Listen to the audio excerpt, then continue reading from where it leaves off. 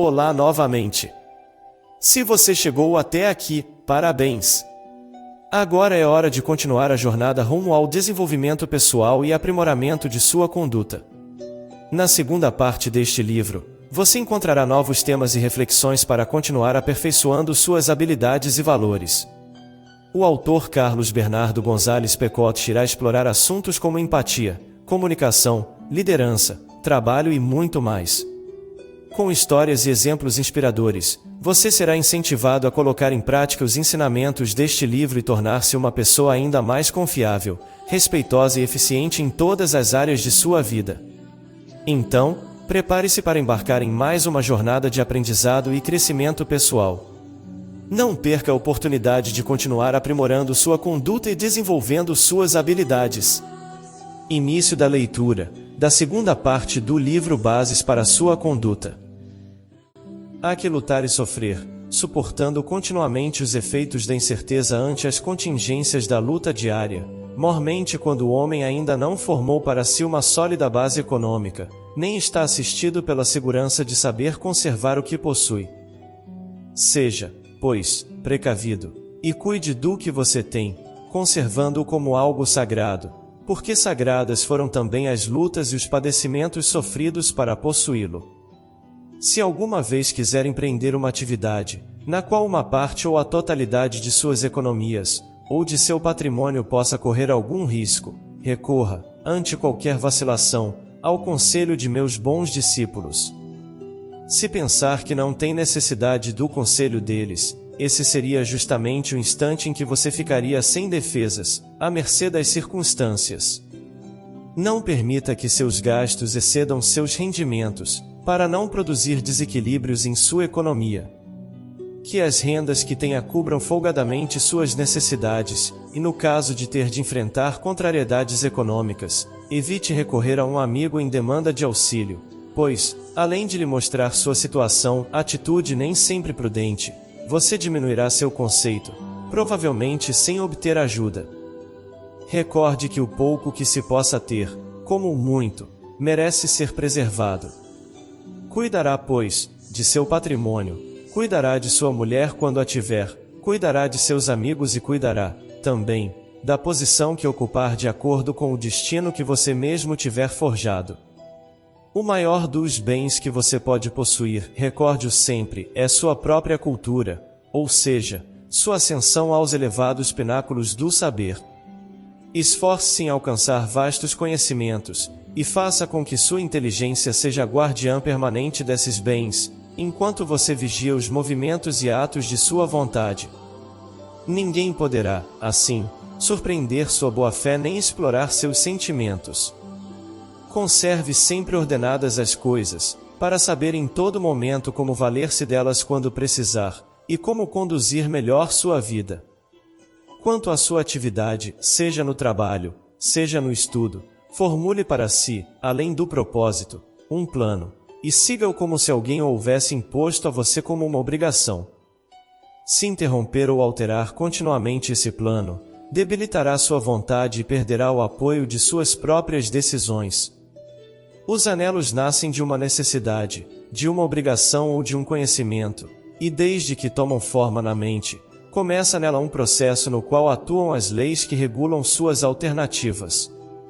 Meus ensinamentos lhe darão conta amplamente da participação que essas leis têm nesse processo, enquanto você avança nele, e por si mesmo, comprova que os anelos frutificam em conhecimentos e colaboram, por sua vez, na conquista de outros anelos.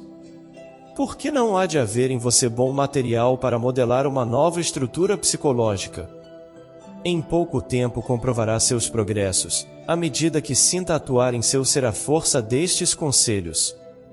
É essencial que experimente essa realidade, a qual, com sua força expressiva, reverdecerá seu ânimo continuamente, ativando seu entusiasmo e impulsionando-o sempre para um rendimento maior de sua atividade mental, sem violentar em nada seu espírito. Seguramente percebe que estou despertando sua mente, despertando em você o anelo de sentir o palpitar de sua vida interior. Ajustando-se ao meu conselho, seguindo rigorosamente a disciplina que lhe assinalo, você mesmo facilitará sua marcha e ainda se capacitará. verá que boa repercussão tem isso em você. Nada há que estimule tanto como os êxitos obtidos graças ao esforço, ao empenho, à constância e ao entusiasmo sabiamente orientados. Trate em todo momento de ser útil, porém faça-o de acordo com suas possibilidades reais. Seja metódico. Já lhe disse antes para ser ordenado em suas coisas, a fim de encontrá-las quando delas necessitar. Também seja ordenado em seus estudos. Não se torne, contudo, meticuloso em nenhum dos casos, não é conveniente. Haverá sem dúvida observado, como insisto uma e outra vez sobre alguns pontos, é porque eu considero de suma importância para a sua melhor proteção. Muito lhe encareço que controle seus pensamentos, com isso evitará aflições e angústias, sobretudo se conseguir ter presente o quanto eles influem sobre o ânimo, fazendo com que se prescinda da razão. Isto pode ocorrer tanto na vida moral e sentimental como na comercial. Não se esqueça.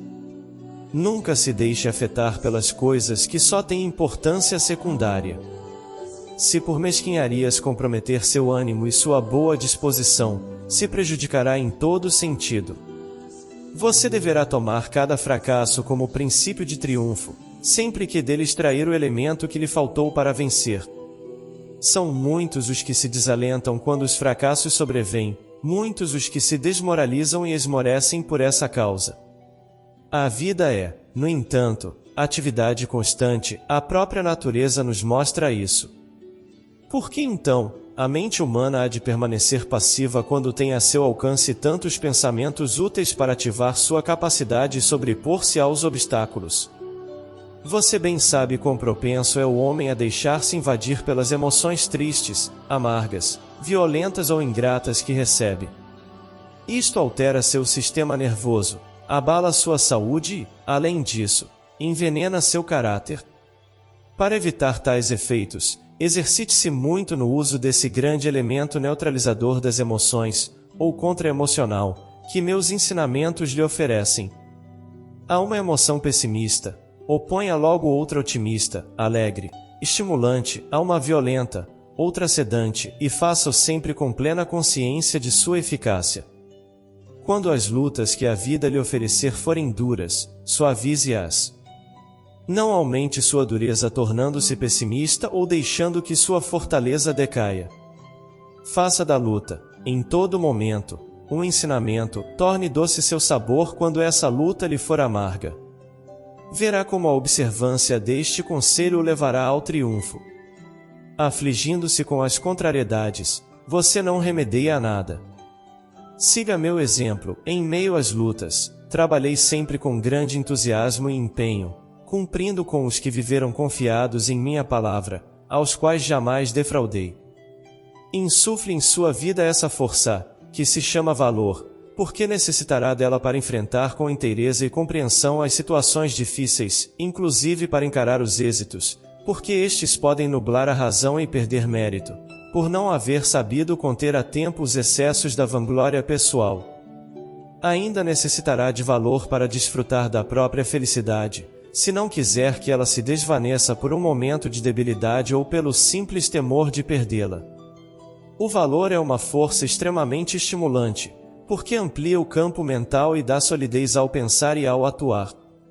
O temor, ao contrário, é deprimente, aflige, tortura, amargura, entristece. O homem necessita de muito valor para viver, e muito, também, para morrer. Em realidade, tudo na vida tem que ser feito com valor, valor sereno, firme. Se um conselho eu devesse dar-lhe, ele se concretizaria em duas palavras: seja valente. Para sua melhor compreensão, direi que ser valente não significa de modo algum a cega exaltação da força interna, porquanto esta deve ser regulada pela própria responsabilidade. Não demonstraria valor quem desse torpemente um forte golpe na cabeça de outrem. Não, por isso lhe disse que a valentia deve estar apoiada na responsabilidade individual, tanto mais firme e tanto mais ampla quanto maior for o número dos conhecimentos que se tenham. Pensa você que se poderia conceber o valor onde não há conhecimento? Em tal caso haveria a temeridade, a audácia, e não é meu propósito falar-lhe aqui do valor físico, senão do moral e do espiritual. Desterre de si para sempre o temor, por ser sinal negativo da existência humana.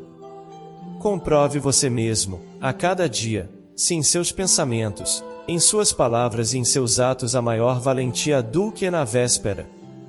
Compreenderá, então, que ser valente é dar mostra de segurança pessoal.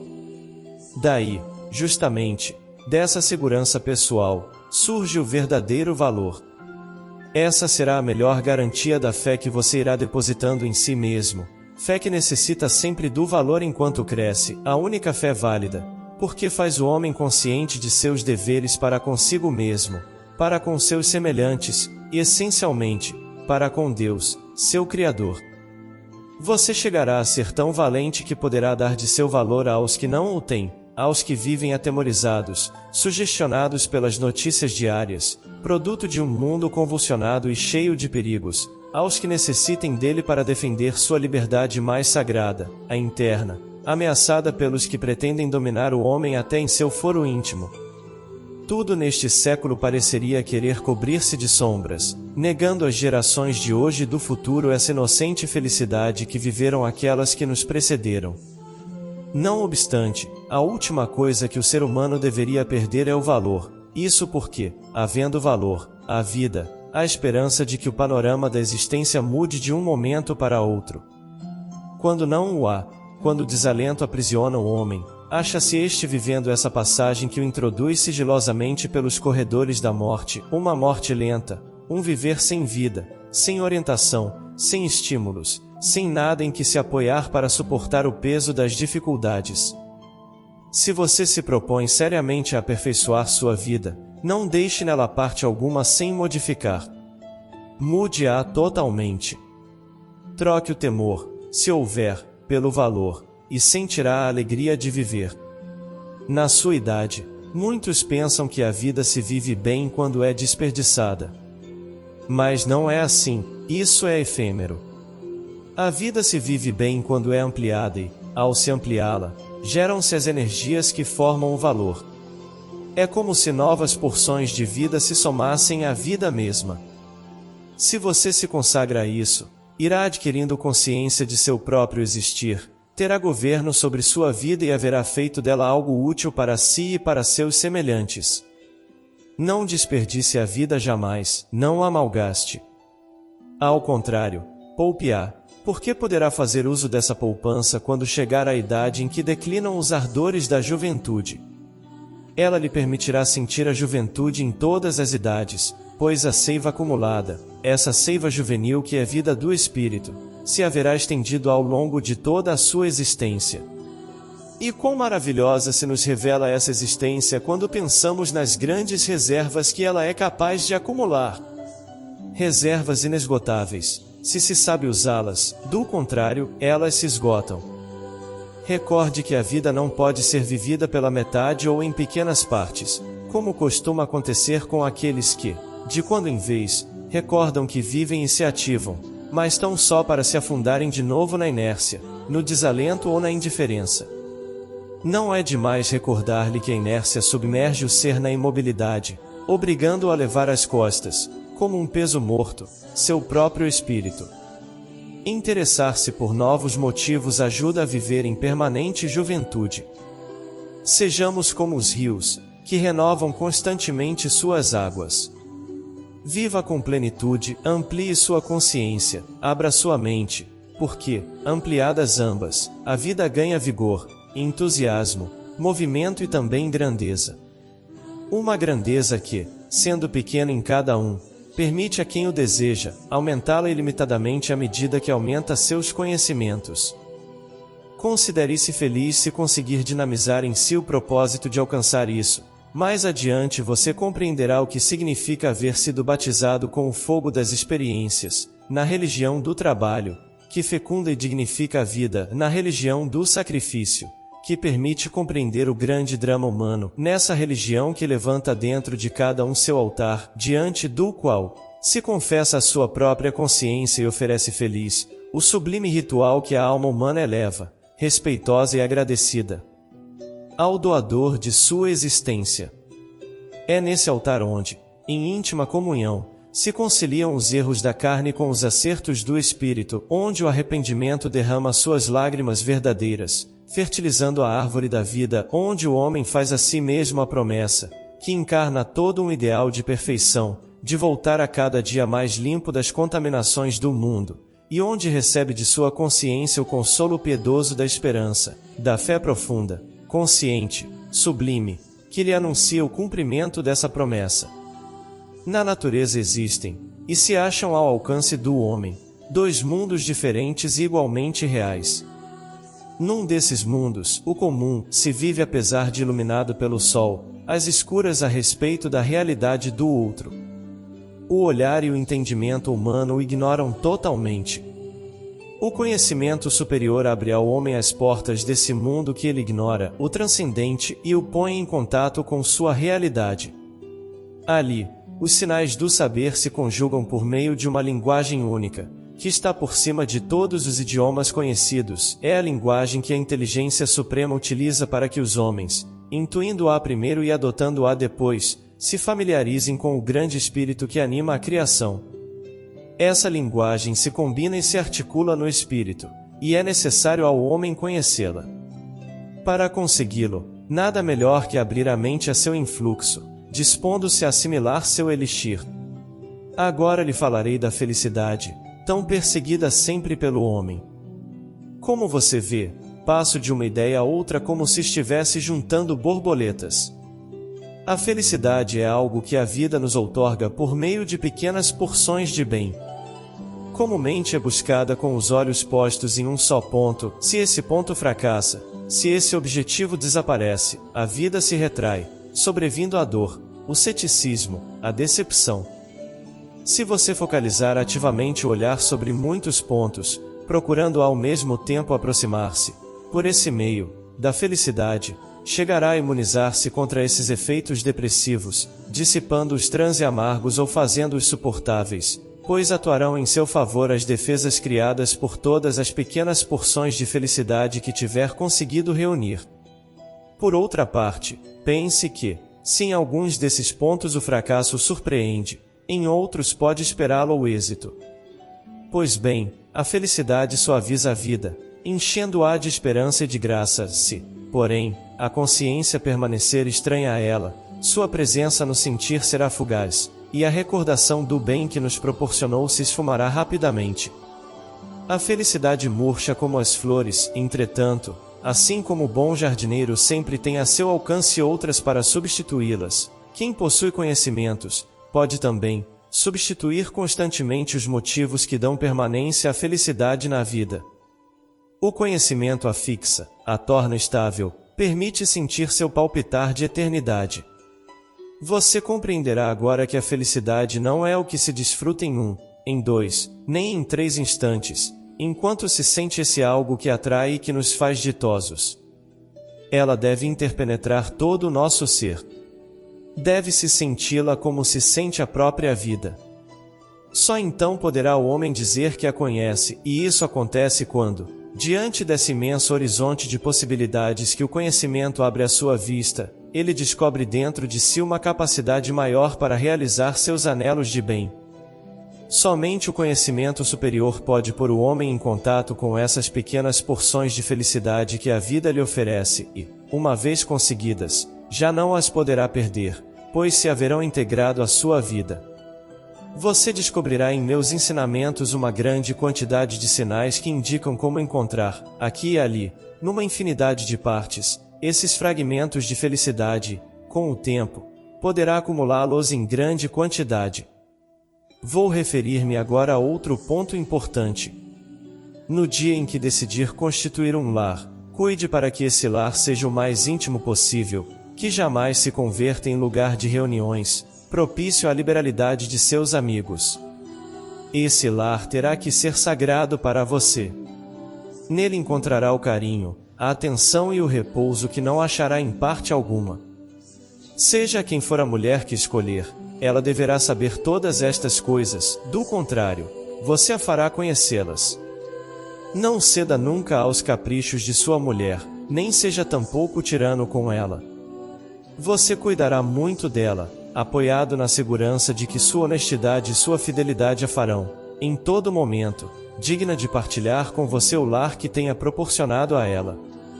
Que o acerto na eleição da companheira de sua vida lhe permita contar, em seu lar, com a presença de uma mulher compreensiva, cujo coração saiba intuir suas agitações morais quando você as tiver, e induzi-la a cumprir sua missão de esposa e de mãe, observando para com você um trato afável e mostrando-lhe apreço em suas manifestações.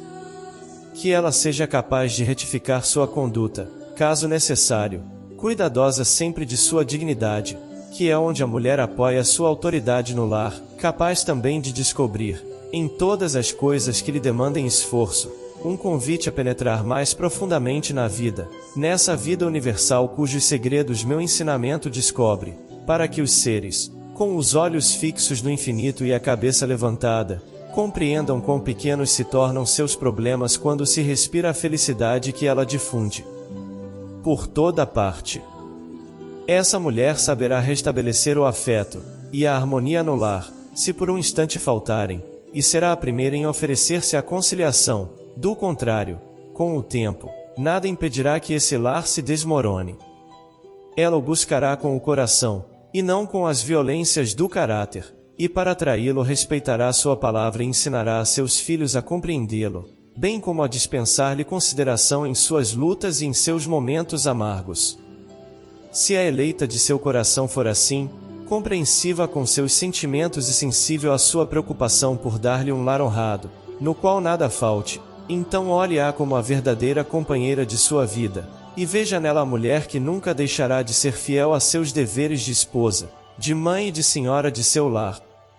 A essa mulher você fará partícipe de suas preocupações e lhe permitirá que o ajude no que for possível. Isso promoverá uma maior união e fará com que vocês mutuamente se compreendam mais nos desvelos e aspirações. Comumente, homem e mulher só buscam a coincidência no afeto pelo sentimento, rara vez pela mente, porém, se encaminham pela mesma senda e se nutrem dos mesmos conhecimentos transcendentes, entre ambos se promoverá uma aproximação de outra natureza, a espiritual, que é por si só toda uma garantia moral. Quero com isto dizer-lhe que a boa colocação no matrimônio estará determinada por esse acercamento espiritual, ao qual dou tanta importância, pois ambas as partes se compreenderão melhor, se respeitarão e sentirão verdadeira unção por esse ideal que se dispõe a realizar.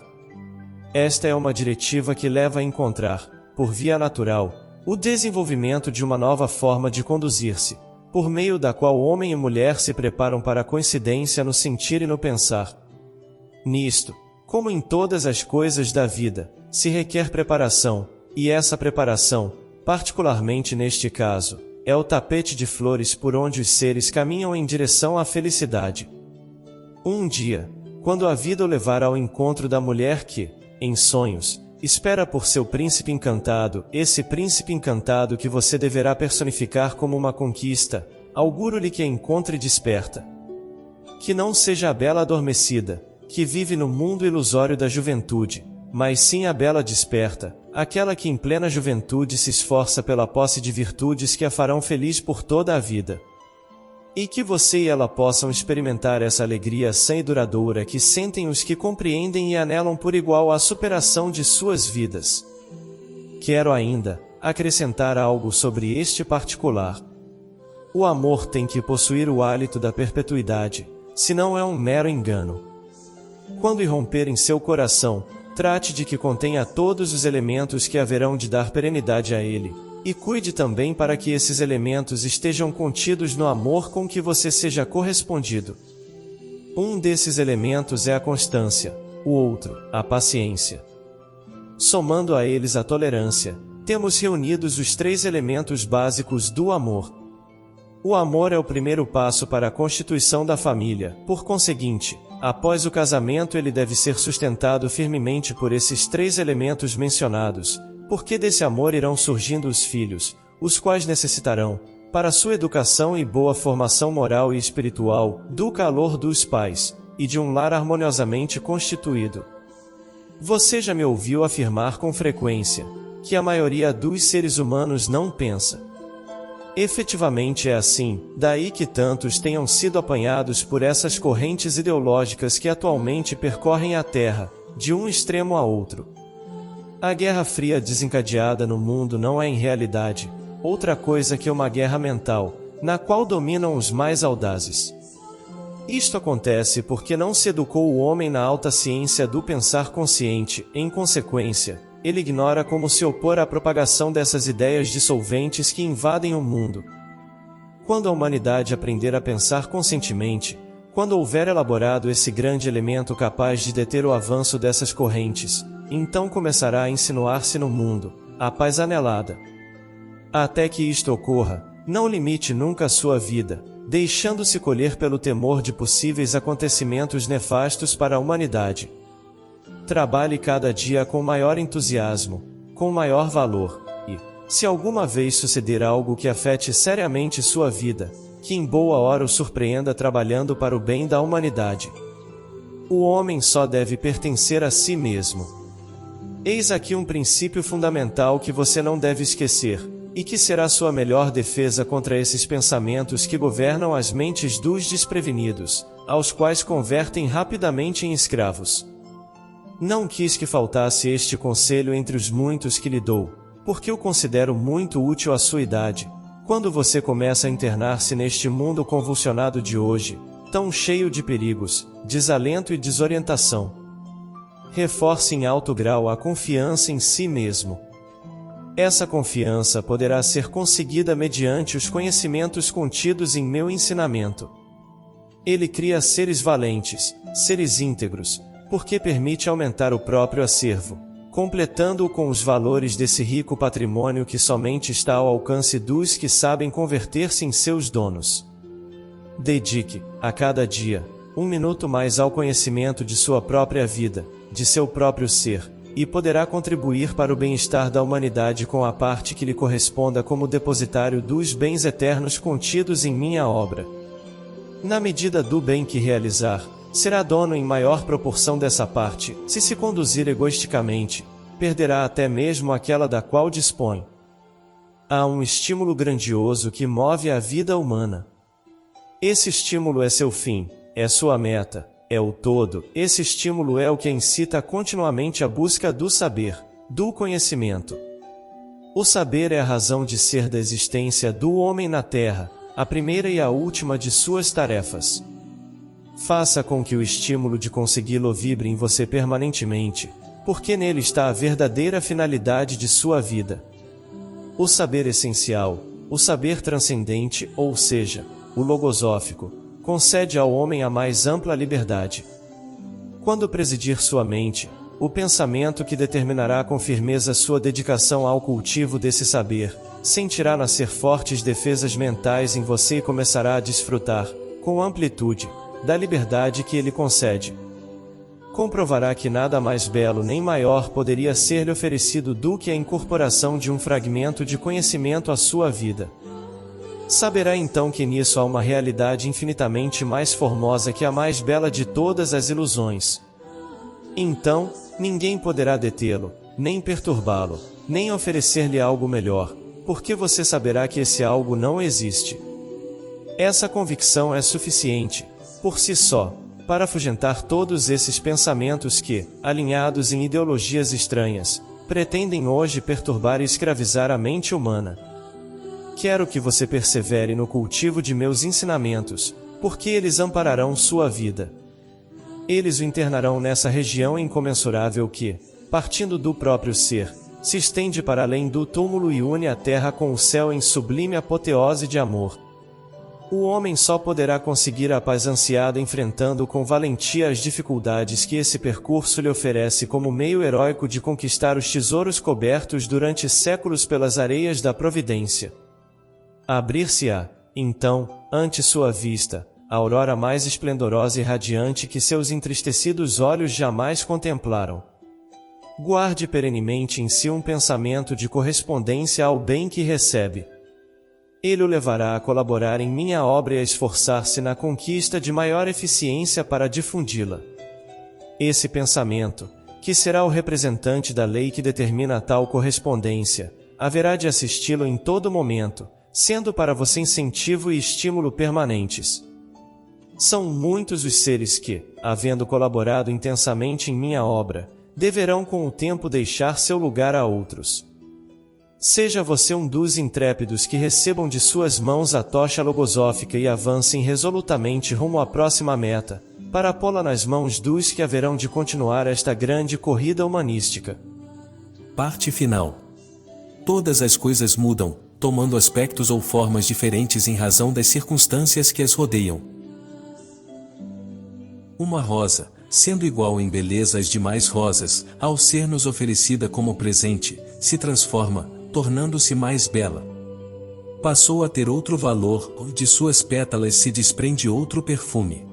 Em virtude do que se produziu essa mudança? Atuou o afeto, ela é agora sua expressão. Supondo que eu ofereço a você ao pôr em suas mãos este livro, guarde-a em sua recordação e conserve-a permanentemente fresca. Quando conseguir conhecer a magia do sentimento, você terá conseguido também abarcar a dimensão do afeto que coloquei em suas páginas. Minha imagem se haverá então, delineado claramente sobre elas, e seu coração, aproximado ao meu, com fervente anelo de penetrar, em meu pensamento. Chegamos ao fim deste audiolivro, e gostaríamos de expressar nosso sincero agradecimento por ter nos acompanhado até aqui. Espero que você tenha encontrado inspiração e conhecimento para aprimorar sua conduta e desenvolver suas habilidades pessoais e profissionais. Agradecemos também ao autor Carlos Bernardo Gonzalez Pecotti, por compartilhar seus conhecimentos e ensinamentos valiosos. Lembre-se de que a busca pelo desenvolvimento pessoal e aprimoramento constante são fundamentais para uma vida plena e satisfatória. Coloque em prática os ensinamentos deste livro e busque sempre evoluir como pessoa e profissional. Mais uma vez, agradecemos por sua atenção e dedicação. Esperamos encontrá-los em futuras leituras e livros de áudio. Até a próxima!